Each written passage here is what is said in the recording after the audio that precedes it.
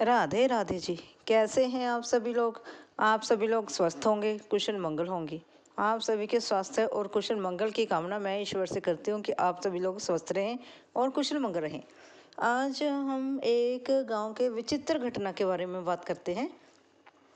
एक गांव था जहां पर एक दिन एक वैश्य की मृत्यु हो जाती है और उसी समय में उसी दिन एक ब्राह्मण की भी मृत्यु हो जाती है। दोनों को ऊपर से लेने के लिए सवारी आ जाती है। दोनों को ऊपर भगवान के पास, यमराज के पास ले जाया जाता है। जब दोनों यमराज के पास जाते हैं तब क्या होता है, जो ब्राह्मण होता है उसको नर्क और वैश्य को स्वर्ग की जगह मिलती है।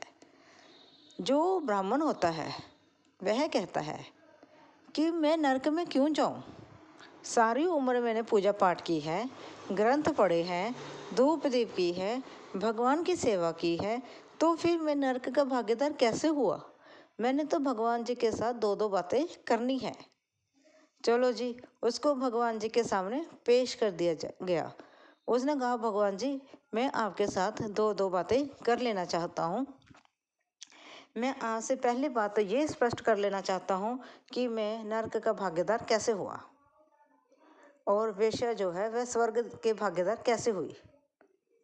वे परमात्मा कहते हैं, हे ब्राह्मण, मैंने तुम्हें कमल की तरह इस पृथ्वी पर भेजा था और तुम कीचड़ की तरह निकले, और वह वैश्या कीचड़ में खिलकर कमल की तरह निर्मल और साफ रही।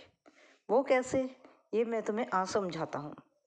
वो इस प्रकार, जब तुम मंदिर में कथा करते थे, जब तुम मंदिर में आरती करते थे, घंटी बजाते थे, धूप दीप करते थे, उस धूप दीप की सुगंध, उस घंटियों की आवाज़ जब इस वेश्या के घर में जाती थी, इसको सुनाई देती थी, और वह धूप दीप की जो सुगंध थी जब इसके नाक में जाती थी, तब वह अपने आप को दोषी मानती थी और कोसती थी, हे ईश्वर, मेरी ज़िंदगी में वह दिन कब आएगा जब मैं भगवान की पूजा करूंगी, जब मैं भी भगवान की आरती कर पाऊंगी और मंदिर में जा पाऊंगी।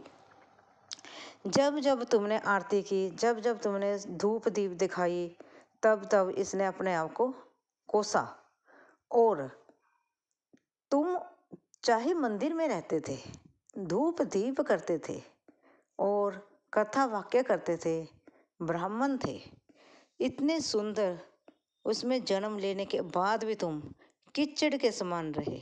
वो कैसे? वो इस प्रकार, जब तुम आरती करते, धूप दीप दिखाते, तब तुम्हारे मन में यही विचार आता, तुम दिमाग में यही सोचते रहते कि वेश्या है तो सुंदर, और वहाँ तक पहुँचने का रास्ता किस प्रकार से निकाला जाए, ये तुम हर समय सोचने में निकाल देते। तुम्हारा ध्यान आरती में कम, पूजा पाठ में कम होता था। यही तुम्हारे दिमाग में यही चलता रहता था कि मैं उस वेश्या के घर तक किस प्रकार से पहुँचूं और वह वेश्या कितनी सुंदर है। तुमने मंदिर में रहकर भी पाप किया, उसने उस कोठड़ी में रहकर भी अच्छे कर्म करे। वो कैसे? जैसे वो वेश्या थी, लेकिन फिर भी वह भक्ति भावना से इतनी उजागर हो जाती थी, वह इस बुरे काम से इतनी दुखी थी कि वह भगवान को कहती थी, हे परमात्मा, अगर मैंने कभी भी अच्छा कोई कार्य किया हो तो मुझे इस नरक से निकाल कर एक दिन तो मंदिर में ले जाओ।